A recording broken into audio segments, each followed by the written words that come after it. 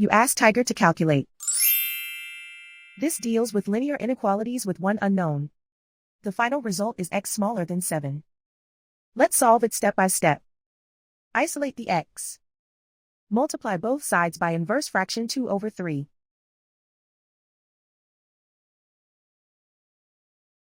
Group like terms.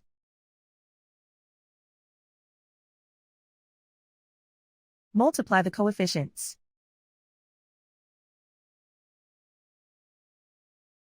Simplify the fraction.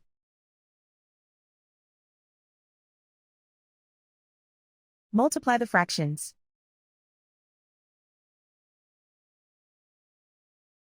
Simplify the arithmetic.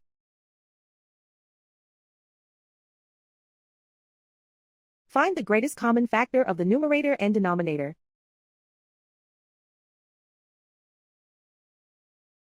Factor out and cancel the greatest common factor.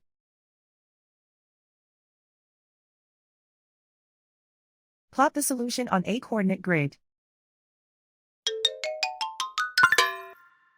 And so the final result is x smaller than 7.